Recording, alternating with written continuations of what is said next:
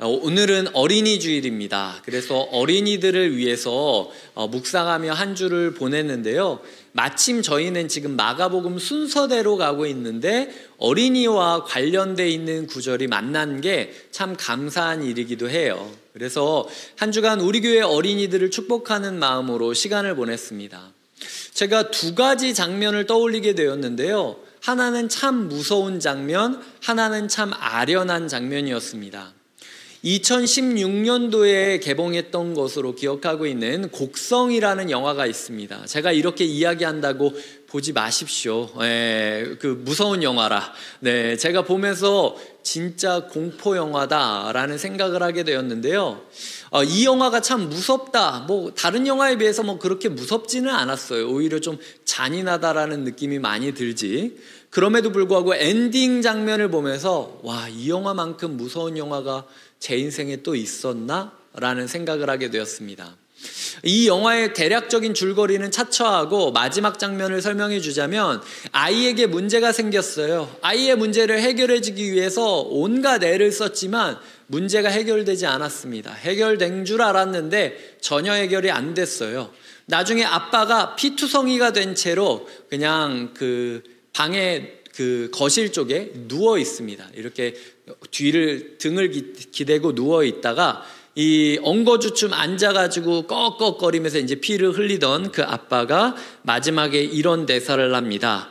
괜찮여, 우리 효진이 아빠 경찰인 거 알제? 아빠가 다 해결할겨. 라고 이야기를 하면서 숨을 거두는 듯한 모습으로 영화가 끝나는데요. 그 사이에 무슨 장면이 딱 들어가 있냐면 이 아빠와 딸이 놀이동산에서 비행기 모양의 놀이기구를 타는 장면이 갑자기 들어갑니다. 일부러 감독이 꽂아 넣은 거죠.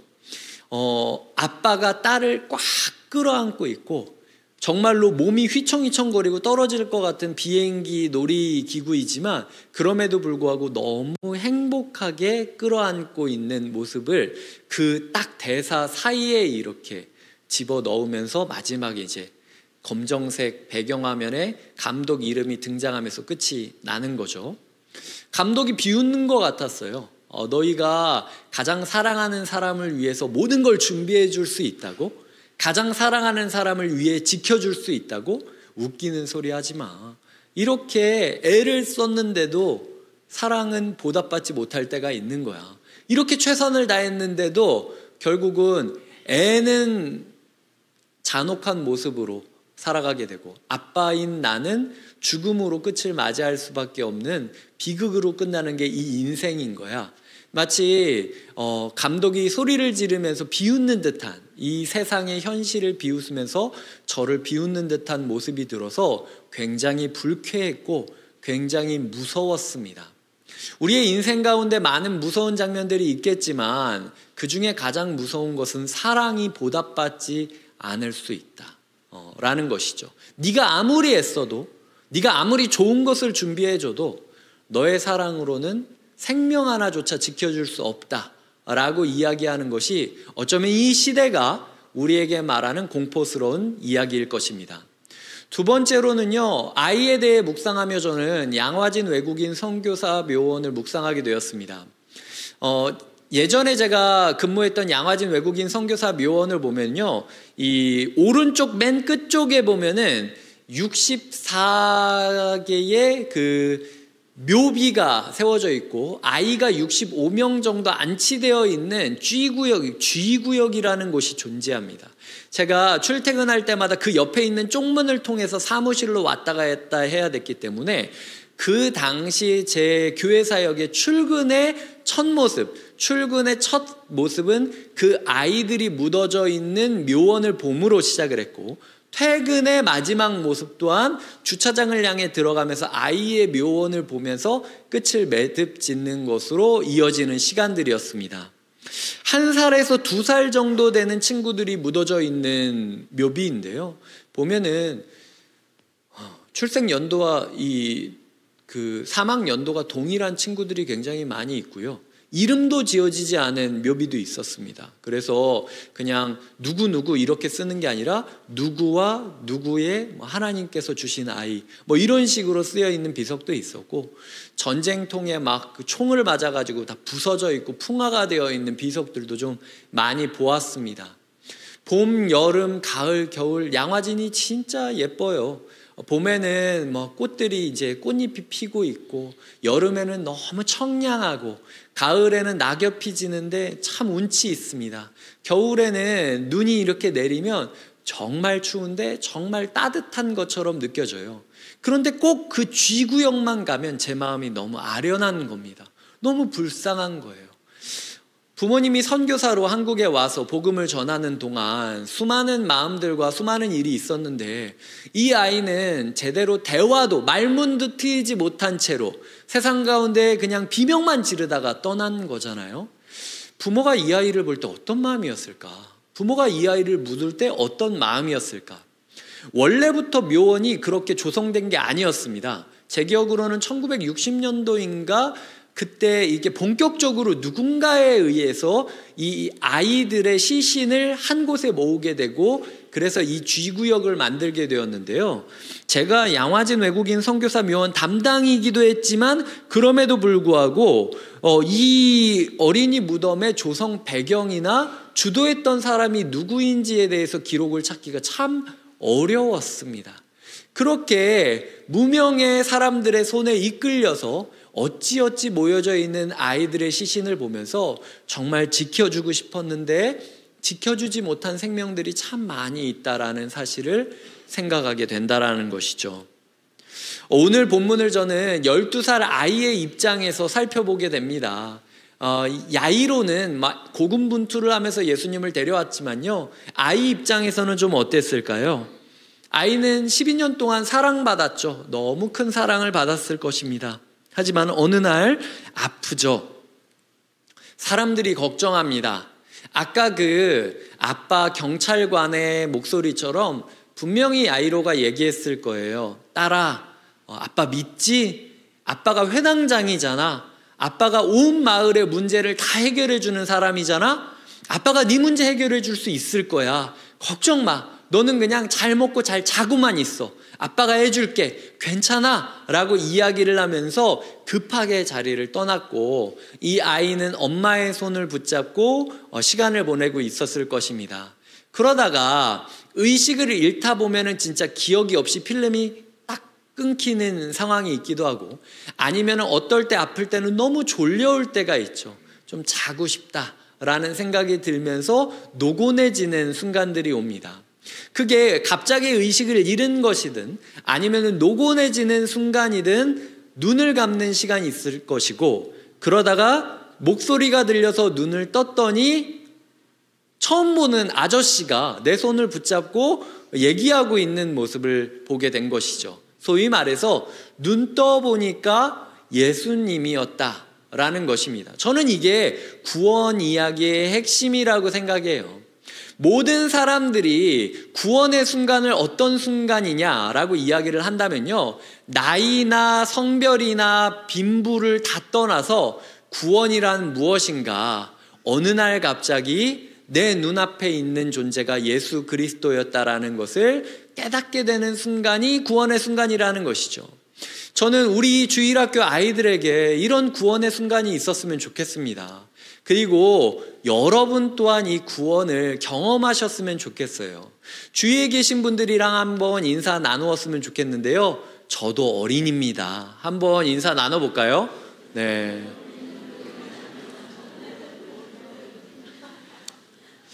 저는 5월 5일만 되면은 떠오르는 분이 있는데, 그분이 우리 교회 순장님 중 한 분이에요. 순장님 중 한 분이고 남순장님 중에서 형님이신 분인데, 그분 생일이 5월 5일입니다. 그래서 항상 어린이날인데도 불구하고 그분께 제가 축하한다라고 이야기 드리고, 오늘도 1부 예배 끝나고 아유 순장님 축하합니다 라고 인사를 나누었거든요. 저에게는 여러분도 어린이들이라는 거죠. 어린이 주일이라고 해서 꼭 우리 교회 어린이들만을 위한 메시지다라고 생각하지 않으셨으면 좋겠어요. 오늘 본문은요, 어린이를 위한 말씀이고 어린이를 축복하기 위한 말씀이기도 하지만 내 속에 있는 어린이 같은 모습들, 아무리 해도 자라지 않는 부분들, 아무리 해도 해결되지 않는 모습들을 향한 하나님의 회복의 메시지이기도 하다라는 것을 기억하셔야 돼요. 한 주간 문헌을 찾았는데 유대인의 문헌 중에서도 12라는 숫자를 지나면은요, 애기라고 불려지는 용어로부터 작은 딸, 어린 딸이라는 호칭으로 바뀌어지게 된다라는 사실을 알게 되었고요. 당시 그리스 로마 사회에서 12살이라는 숫자는요, 우리가 봤을 때는 초등학교 5학년이니까 진짜 애기잖아요. 그 당시에서는 평균 수명이 짧았기 때문에 12살이면 결혼할 수 있는 나이였습니다. 그렇기 때문에 12살 야이로의 딸이라고 생각했을 때 우리가 항상 아기로만 생각할 게 아니라 어쩌면 이거 청년을 향한 메시지일 수 있어요. 어쩌면 이거 나를 향한 메시지일 수도 있다라는 거죠. 주님께서 우리에게 찾아와 주시고 말씀해 주심으로 말미암아 어느새 눈 떠보니 주님이 있었다 라고 이야기할 수 있는 그런 삶이 되기를 꿈꾸며, 오늘은 우리가 어떻게 하면은 생명이 우리에게 닿는가, 생명은 어떤 과정을 통하여 우리에게 오는가를 세 가지를 묵상해 보도록 하겠습니다. 첫 번째로는요, 달리다굼이라는 단어입니다. 지금 보시면은 예수님이 아이의 손을 잡아주시고 달리다굼이라고 불러주시는데요, 아이의 손을 잡는 것, 시체의 손을 잡는 것은 당시 정결법에서 그 위법한 행동이었습니다. 한번 손을 잡으면요, 7일 동안 정도는 부정한 취급을 받아야 되기 때문에 예전에 우리 코로나가 돌았을 때 같은 식사를 하면은, 그 감염자랑 같은 식사를 하면은 저희가 같이 격리를 하기도 하고 막 그랬었잖아요. 그렇듯 부정한 존재를 만진 순간부터 부정한 존재가 되기 때문에 원래는 만지지 못하게 되는 상황이었어요. 근데 예수님은 만져주셨다라는 거죠. 그리고 달리다굼이라고 친밀하게 이야기를 해주십니다. 달리다굼이라는 단어가 무엇이냐면 아람어로 쓰여진 단어이기 때문에 여기 보시면 번역하면이라고 쓰여 있지 않습니까? 당시 성경이 헬라어로 쓰여져 있었습니다. 그리스어로 쓰여져 있었어요. 그런데 여기서 의도적으로 친밀감을 강조하기 위해서 이 아람어, 당시 이제 뭐 이런 거죠. 우리로 치자면은 사람들한테 널리 읽혀지기 위해서 영어로 책을 쓰는데, 이 표현은 진짜 한국적인 표현이기 때문에 한국말로 쓴 게 있습니다. 뭐 김치, 뭐 아니면 뭐 이런 식으로 쓴 것처럼 한국어 자체를 영어로 그냥 써놓은 것처럼 당시 예수님이랑 제자들은 아람어로 이야기를 나누셨어요. 그걸 고대 그리스어로 바꾼 성경이 지금 우리가 보고 있는 성경이라는 거죠. 달리다굼이라는 아람어는 원래 딸리다라고 하는 단어와 꿈이라는 단어가 섞여 있습니다. 아이를 뜻하는 딸리다, 그리고 일어나다를 뜻하는 꿈이 부딪혀서 병합돼서 아이야 일어나라 라고 하는 표현인데요, 문자 그 자체로 따지자면 아이가 아니라 어린 양아 일어나라 라고 하는 표현입니다. 어린 양아 일어나라 라고 하는 표현인 거죠. 이 어린 양아 일어나라 라는 표현은요, 당시 그 유대인 사회에서 그 우리로 치자면 아이들 깨울 때 누구누구야 일어나 이렇게 얘기하기도 하지만, 진짜 애기들은 어휴 내 새끼 잘 잤어? 어제 어떻게 잤어? 악몽 안 꿨어? 괜찮았어? 라고 하면서 이제 등 토닥이면서 깨워줄 때가 있지 않습니까? 그 내 새끼 예전에 이제 제가 어렸을 때는 어르신들이 강아지 부르면서 이렇게 어르고 달래며 깨워주는 그런 메시지인데요, 이 당시 유대인 사회에서 아빠 엄마가 딸에게 하는 메시지를 그대로 하셨다라는 거예요. 아빠가 붙잡아주듯 손을 잡아주고 아빠가 부르듯 달리다굼이라고 불러줬다라는 거죠. 중요한 건 아빠는 12년 동안 그렇게 아이를 깨웠을 건데 생명이 없었어요. 하지만 예수님은 한 번 딱 만져주시고 불러주셨는데 생명이 있었다라는 것이죠. 결국 인생에 있어서 진정한 생명은 누구밖에 없느냐? 예수님이 아니면 생명이 없다라는 것을 우리는 잊지 말아야 한다라는 것이죠. 주님께서 우리에게 다가와 주셔서 우리에게 접촉하여 주시고 우리에게 소통을 시작해 주지 않는다면 그 누구도 구원을 이룰 수 없다라는 사실을 인정해야만 돼요. 부모 중에서 애를 엄청 많이 쓰는데도 아이의 구원의 문제를 확신하지 못하는 경우가 있습니다. 이거 성도님들이 부족해서 그런 게 아니에요. 저도 그렇습니다. 지금이야 저희 애가 어린이부기 때문에 아빠 엄마 따라서 쫄래쫄래 교회 잘 다니고 있지, 나중에 지나서 이 아이가 이 시간을 어떻게 판단했을지 모르는 거거든요. 많은 목사님들 가정 가운데 오히려 자녀가 교회를 싫어하는 경우를 제가 알고 있습니다. 왜냐하면은 아빠 엄마를 뺏겼다고 생각하는 거예요. 그래서 오히려 더 신앙생활을 열심히 한 가정이나 교육자 가정에서 오히려 더 교회를 싫어하는 친구들이 생길 때가 많이 있습니다. 저는 저희 아이가, 저도 청소년 청년교구 생활을 많이 하다 보니까 저희 아이가 혹시라도 그렇게 되지는 않을까라는 두려움이 항상 있어요. 하지만 그럼에도 불구하고 제 마음 가운데 계속 기도하게 되는 것은, 하나님, 제가 열심히 한다고 저희 애가 구원받는 게 아님을 제가 인정합니다. 주님이 아이를 붙잡아 주시고 주님이 아이에게 말씀해 주지 않는다면 능력이 없습니다. 그렇게 기도하면서 오직 주님께서 만나 주실 것을 기대할 수밖에 없다라는 것이죠. 여러분 마음 가운데 있는 죄책감이나 부담감이나 좌절감이 하나님 복음의 능력 안에서 해소되었으면 좋겠습니다. 그리고 우리가 안 되는 것을 어쩌면 당연히 여기고 우리의 가족을 이끌어 주시고 행복을 주실 하나님께 우리의 아이들을 의탁하는 삶의 전환이 필요하다라는 것이죠. 주님, 저 못합니다. 제가 백날 불러봤자 안 되는 거 아시잖아요. 주님께서 이 아이를 붙잡아 주시고 이 아이에게 말씀해 달라고 기도하시는 한 주가 되어야 한다라는 것이죠. 두 번째로는요, 40절과 43절입니다. 40절에 보면은요, 그들을 다 내보내셨다라고 이야기하고 있고요. 43절을 보면 그들을 많이 경계하셨다라는 표현이 나옵니다.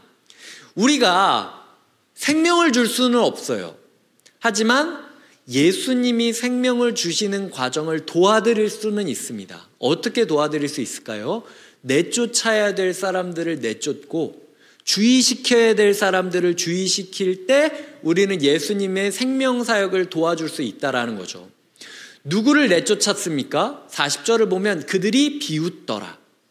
말씀이 있는데 말씀을 비웃는 사람들, 회복이 있을 거라고 이야기하는데 끝났어, 이제 답이 없어 라고 이야기하는 모든 사람들을 내쫓아야 된다라고 이야기를 하는 거죠.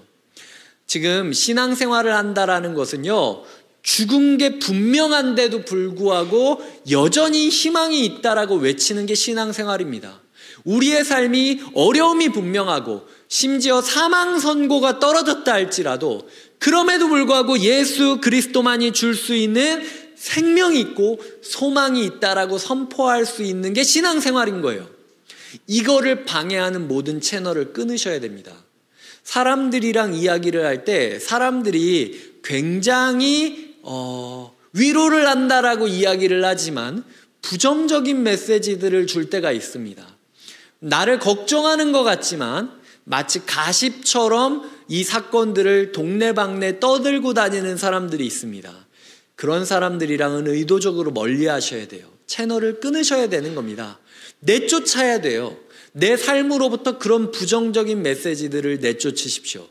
내쫓는다라는 이 단어가 성경에서 어떻게 쓰였냐? 귀신 쫓을 때 썼어요. 예수님이 귀신을 내쫓으셨다라고 이야기할 때 이 내쫓았다라는 단어를 쓰고 있는 겁니다.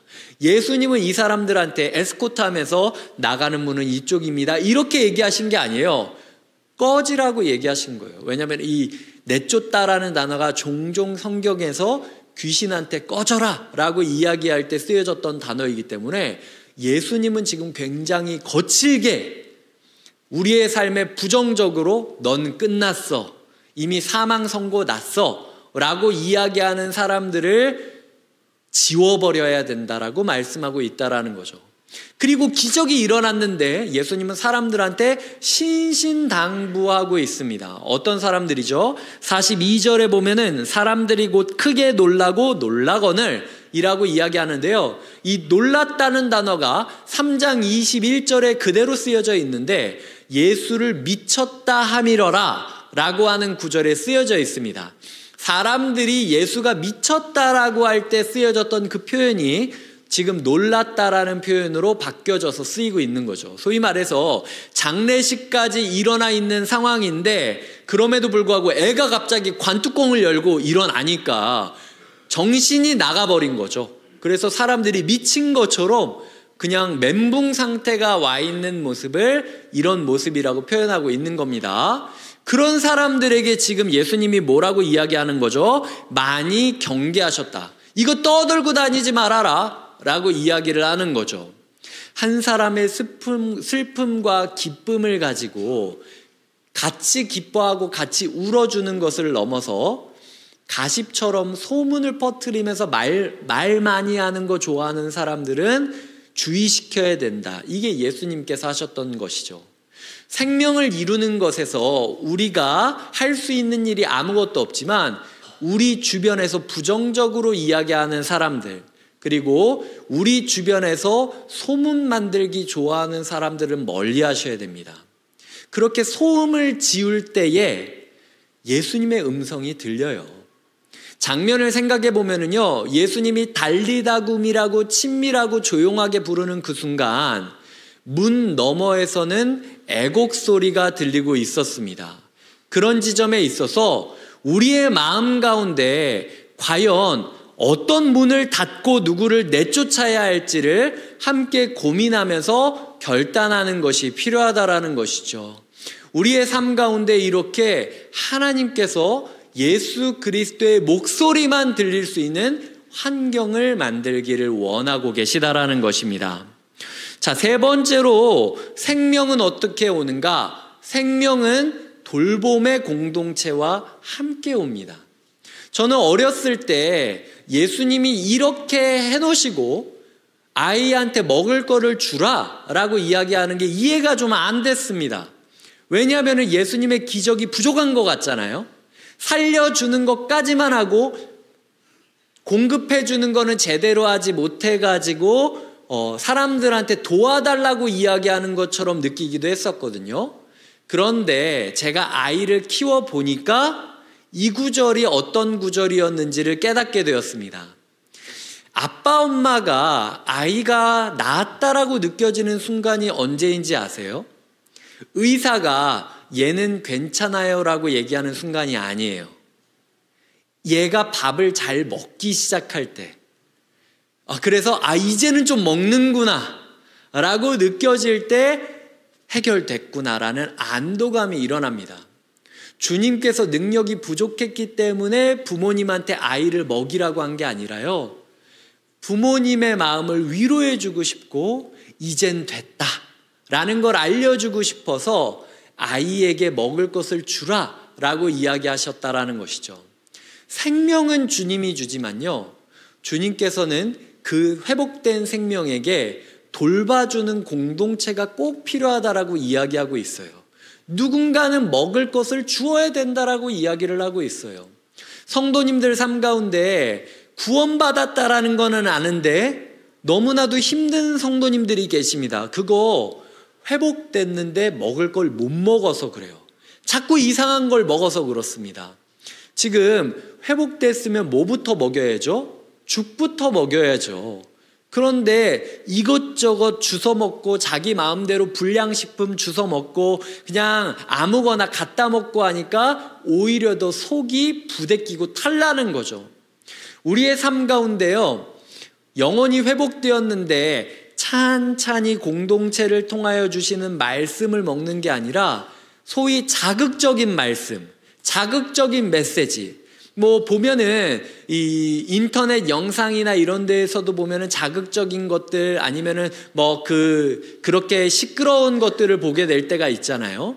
그런 지점에 있어서 우리가 그게 성경의 메시지라 할지라도 때로는 처음은 우리의 영혼을 위해서 가장 부드럽고 가장 좋은 것들을 먹이는 게 필요하다라는 거죠.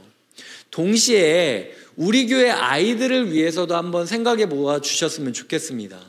우리 교회 아이들은 진짜 좋은 걸 먹고 있습니까? 개인적으로 저는 좀 미안한 게 많아요. 왜냐하면은 이 회사 공간이 우리 마음대로 인테리어를 할 수 있는 공간이 아니거든요. 취지는 참 좋지만 우리가 이 예배실조차도 마음대로 예배를 위한 공간으로 디자인할 수 없다라는 게 저한테는 굉장히 큰 고민이고 3년째 지금 이 부분에 있어서 고민을 이어가고 있는 중입니다. 지금 잠옷실 같은 경우도 사실은 여러 가지 정돈되지 않은 환경에서 예배를 드리고 있고, 그리고 우리 아이들 같은 경우 예전에는 처음에 예꼬싱싱 시작했을 때는 식당 바닥에 콘크리트 바닥에 돗자리 깔아놓고 시작했거든요. 지금 건물도 생기고 공간도 생기고 엄청 변했지만 그럼에도 불구하고 제 마음 가운데 이게 진짜 아이들에게 좋은 것을 주고 있느냐라는 고민은 있어요. 물론 저는 비싼 게 좋은 거는 아니라고 확신합니다. 왜냐하면요, 비싼 게 좋은 거냐라고 물어볼 때 예수님께서는 그렇게 치자면은 교회부터 지으셨겠죠. 성전부터 지으셨겠죠. 굳이 집 없이 떠돌아다니신 게 아니라 건물 엄청 크게 짓고 시설 쾌적하게 만들어 놓고 거기서 아이들 케어하면서 보내셨겠죠. 예수님은 그 길을 죽어라 싫어하셨습니다. 지어지고 있는 성전도 허물라고 하셨던 분이 예수님이에요. 예수님이 말하는 좋은 것을 주어야 된다라는 것은요, 우리가 아이들한테 줄 수 있는 가장 최고의 것, 예수 그리스도, 그리고 아이들이 아이들답게 살아갈 수 있는 의미를 주기 위해서 우리가 어떤 것들을 공급할 수 있을지 고민하며 제공하는 것이 필요하다라는 것이죠. 그래서 아이들에게 돌봄의 공동체가 필요하고 우리에게 돌봄의 공동체가 필요하다라는 생각을 하시면서 무엇을 먹여야 되는지 내 영혼과 우리의 가정과 우리의 교회를 위해서 고민하는 것이 필요하다라는 것입니다. 자, 이제 말씀을 좀 매듭지어 보도록 하겠습니다. 우리의 삶 가운데 과도한 부담감이나 좌절감을 내려놓으셨으면 좋겠어요. 부모가 12년 동안 애 손을 붙잡고 달리다굼이라고 이야기를 했어도요, 예수님 한 번 만져주신 것만 못해요. 그렇기 때문에 그저 주님께 모든 것을 맡기고 우리가 할 수 있는 최선은 예수 그리스도를 우리의 가정 가운데, 나의 영혼 가운데, 이 교회 가운데 모시는 일밖에 할 수 없다라는 사실을 기억하시면서 겸손히 기대하시면서 주님을 붙잡는 게 필요하다라는 거죠. 좌절감 느낄 필요 없습니다. 주님이 하실 거예요. 주님은 자기 몸이 더러워지는 걸 아까워하지 않고 아이 손을 붙잡아 주신 분입니다. 부모가 아이를 포기하고 장례식을 하고 있어도요, 예수님은 아이를 포기하지 않으셨어요. 우리가 우리의 영혼을 포기하고 우리가 우리의 아이들을 포기하고 우리가 우리의 문제를 포기해도요, 예수님은 우리를 포기하지 않으신다는 거예요. 그 포기하지 않으심이 생명의 능력으로 반드시 다가올 것을 믿음으로 살아가는 것이 필요하다라는 거죠. 단지 예수님이 그러실 수 있도록 우리가 기쁨으로 예수님과 함께하는 두 가지 모습이 필요합니다. 첫 번째는 내쫓으시고 경계하세요. 예수님의 목소리가 들릴 수 있도록요, 다른 목소리를 좀 지우세요. 성도님들을 보면은요, 가끔 가다가 불안해서 TV를 계속 틀어놓는다, 불안해서 계속 유튜브 소리를 계속 틀어놓는다고 하시는 분들이 있어요. 한 분이 아닙니다. 제가 생각했을 때는 우리 교회 10분의 1 이상이 그냥 불안해서 인터넷 동영상을 계속 보거나 아니면 소리를 계속 틀어나거나 할 때가 많이 있어요. 그거 내쫓아야 됩니다. 문 하나 사이를 두고 예수님이 달리다굼이라고 얘기하고 있었지만 바깥에서는 곡소리가 계속해서 울려 퍼지고 있었다라는 거예요. 세상의 시끄러운 소리들, 너는 안 될 거라는 부정적인 소리들, 그거 문 밖으로 내쫓아 버리십시오. 그리고 사람들이 우리에 대해서 왈가왈부하는 것들을 이러쿵저러쿵 하는 것들 조용히 시키십시오. 나는 예수님이랑만 이야기 나누겠다 라는 마음으로 말씀과 기도에 파고드는 것이 필요하다라는 거죠. 세 번째로는요, 우리 가운데 먹여줄 수 있는 공동체가 필요합니다. 우리도 그 공동체를 찾아서 공급받아야 우리 영혼의 약한 부분이 회복될 수 있고요. 우리가 우리 주일학교 아이들을 위하여 어떤 것을 줄지 고민해 보셔야 돼요. 저희 아이는 어제 라면을 꼭 싸야 된다고 신신당부를 저한테 했습니다. 어린이부에서 라면을 오늘 어린이 주일이라고 끓여 먹는다고 해요. 그리고 라면 몇 개를 더 가져와서 그거는 기부하는 데 쓰겠다라고 하면서 일부 예배 끝나고 제가 내려가 보니까 라면으로 막 탑을 쌓고 있더라고요. 아이가 자기는 꼭 이 라면을 먹어야 된다고, 다른 라면이 아니라 요 라면을 먹어야 된다고 브랜드 그 이름을 이야기하면서 신신당부를 하면서 집중하고 있는 모습을 보는데, 한편으로 제 마음 가운데 아니 애한테 라면을 줘? 이렇게 생각할 수 있잖아요. 근데 그게 아니라 아이 마음 가운데 내가 공동체와 함께 이 라면을 웃으며 끓여 먹으면서 서로 이야기를 나누는 그 추억, 그리고 나만 먹고 끝내는 게 아니라 누군가에게 그런 기쁨을 넘겨주고 싶다라고 해서 두세 개씩 들고 와서 아이들이 기부를 하는 그 모습, 저는 그게 진짜 아이들에게 우리가 줘야 되는 좋은 것이라고 생각하는 것이죠. 하나님께서 주신 이 곁에 있는 교회 가운데 우리가 우리의 아이들과 내 영혼에 어떤 좋은 것을 줄 수 있을지 고민하시고 적용하시며 보내시는 한 주가 되시길 주님의 이름으로 축복드립니다. 기도하시겠습니다. 하나님 아버지 감사드립니다. 우리의 삶에 다가와 주시고 친밀한 접촉과 친밀한 소통을 통하여 우리에게 생명을 허락하여 주시옵소서. 주님과의 관계와 접촉에 집중하기 위하여 우리의 삶에 내쫓아야 될 것들을 내쫓게 하여 주시고 주의시켜야 할 것들을 주의시키게 하여 주시며, 하나님 우리가 먹여야 될 것들을 먹이게 하여 주시옵소서. 예수님의 이름으로 축복기도 드립니다. 아멘.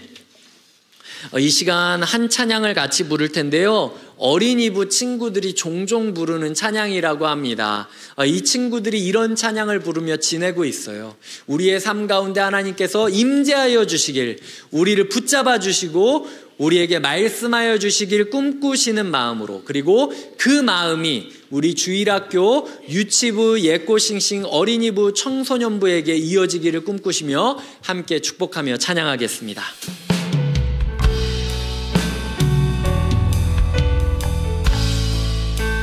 가장 깨끗한 마음 가지고 정성을 다해 예배드립니다. 삼위일체신 성부 성자 성령 내 모든 것들여 경배드립니다. 온맘 다해 드리는 예배 받아주세요. 우리 예배 가운데 임재하여 주세요. 오직 내 영 주님만, 오직 내 맘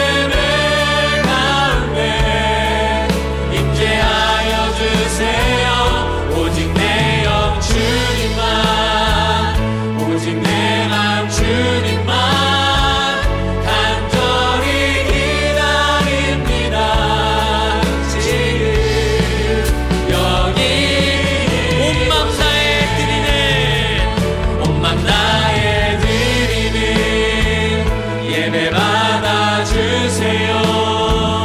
우리 예배 가운데 임재하여 주세요. 오직 내 영 주님만, 오직 내 맘 주님만 간절히 기다립니다. 지금 마지막으로 고백합시다.